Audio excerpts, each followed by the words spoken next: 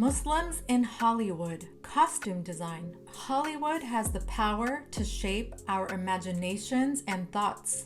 Have you ever wondered why Arabs or Muslims, who I will refer to as Easterners in this video, are rarely depicted in a positive light, rarely depicted as heroes in countless films since the early 20th century? Have you ever noticed in scenes with Eastern characters, when they show up, the lighting goes darker, the music turns suspenseful or dramatic, the story takes a violent turn, or it is just filled with stereotypes? It's no secret that in order to sell a story, one needs a villain or violence or the fear of the unknown, because fear sells. For centuries, the East was considered a very exotic place that the West has obsessed over. The East has influenced so much of Western culture. We're talking about fashion, film, music, art, architecture, literature, and food. They've copied so many elements of the culture while actively looking down on them. This is called Orientalism, a phrase first coined by Palestinian author and educator Edward Said in his 1978 book by the same name. He claimed that Orientalists allowed the West to interact with the Eastern world without losing the upper hand or power. The East is seen as this imaginary place, mysterious, dark, filled with secrets and untold stories. An obsession with removing veils. They want the right to look at the women who are standing in front of them and draw their own conclusions. Said noted in his book, the period of immense advance in institutions and content of Orientalism coincides exactly with the period of unparalleled European expansion from 1815 to 1914, when European direct colonial dominion expanded from about 35% of the Earth's surface to about 85%. During the height of Orientalism, the dominant form of cultural narrative production was books, followed by travel literature. Then, a new challenger arrived: cinema. Cinema emerged as a new technology and form of entertainment at the height of the colonial project. By the time of World War II, when what Said calls American ascendancy on the global scene is secured, the Hollywood studio system had been established as a global corporate power. How and when was cinema formed in the United States? In 1894, the world's first commercial motion picture exhibition was given in New York City using Thomas Edison's kinetoscope. In the following decades, production of silent film greatly expanded. It migrated to California to escape getting sued by Edison, since he controlled many of the filmmaking patents. With the vast increase in budget of Hollywood, large studios, they began to see the commercial, competitive, and artistic value of custom dress for their movie stars. By the 1950s, costume designers were responsible for the entire cast instead of a single star. Now, let's take a look at some popular Hollywood films that depict the East. And let's look at some of the costumes worn by the characters. The first film we're going to talk about is The Sheikh, a 1921 silent film about a Western woman who plans a tour alone in the desert with only native camel drivers and Arabs. Sheikh Ahmed sees her, finds her intriguing, kidnaps her, and stares at her with kooky eyes throughout the film. He's wearing cropped harem pants, an unbuttoned tunic, a small vest, a tight turban with a large tassel hanging from the side. In almost every frame, he's hovering over the woman. She's cowering in fear.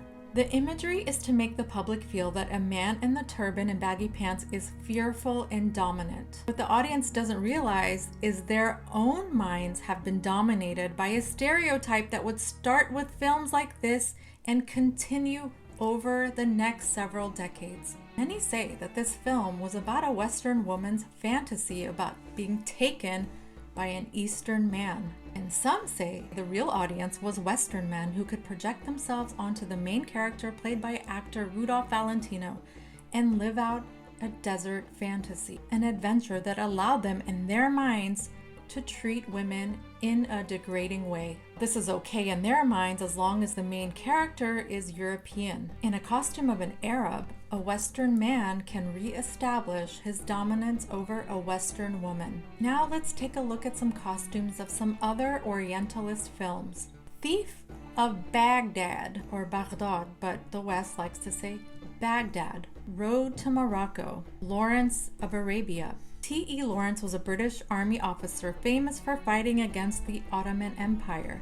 He travels through the Middle East wearing the clothing of the locals, but he never stops being European. Even though he engages in violent behavior in the film, he is shown to empathize and detest violence, which makes him different than the Arabs in the film. In the film, they're shown as feuding constantly. Underlying message is being fed to the audience that Arabs have no issues with violence or conflict, but Europeans understand the need for violence while simultaneously being repulsed by it. Inability of Arabs to show logic or controls justifies British intervention to civilize them. Now, there's some other films that I'd like to talk about in their depiction of how Afghans are portrayed in films. Man Who Would Be King and its inaccurate portrayals of Nuristanis. There's just so many films to go over. I can't go through all of them one by one. In media studies scholar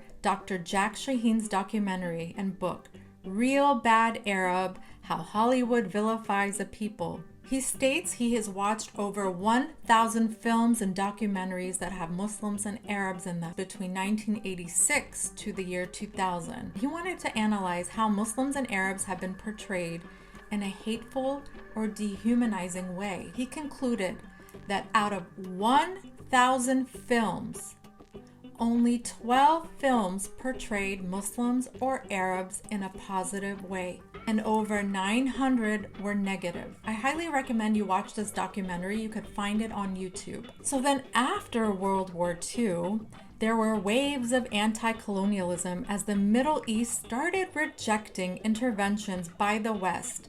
This led to political conflicts over territory, land, and oil supply that we still see today. This is when there was a huge shift of how Hollywood portrayed Easterners. Whereas earlier, Hollywood showed Easterners in a cartoonish way, Hollywood started to depict Eastern men as inept buffoons, perverted, liars, thieves, violent, dangerous terrorists. As Islamophobia became more normal in a post 9/11 world, TV shows such as 24, Sleeper Cell, Homeland depicted Western Muslims as the villains in order to get Americans behind the military campaigns in Afghanistan, Iraq, Syria, and to justify Gitmo. It became okay to not only mistrust the Islamic world, but to look at Muslim Americans with mistrust and to racially profile. Films and shows also showed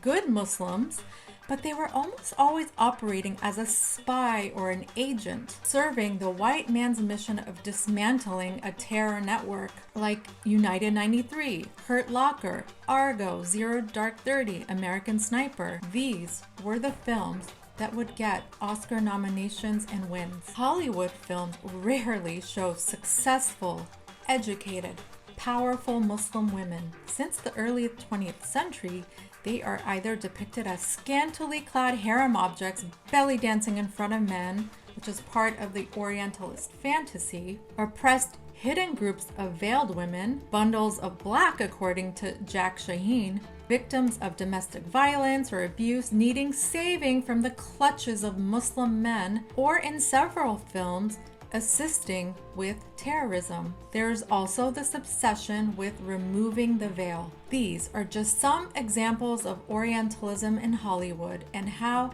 the costume designs of films depicting Easterners can really impact the way the audience views this group of people. I can't cover all the films in just one video. I urge you to do your own research, but I think you get the picture. The good news is that in recent time, the veil has been lifted pun intended, regarding Hollywood propaganda against Muslims and Arabs. There are more independent filmmakers, and the West has access to social media, which has made it easier for them to connect with the Eastern world and to see with their own eyes who Muslims, Arabs, Afghans, Persians, the Eastern world are. Gone are the days that the government, Hollywood, or the media can control a political narrative through a stereotypical character, dialogue, scripts, set design, or costume design shown in film and television. In a more diverse playing field, Easterners are becoming content creators, filmmakers, writers, producers, actors. I have worked against countering negative stereotypes about Muslims, Arabs, Afghans for over 20 years. I'm hopeful that there will be more change as the world understands what has been going on and why.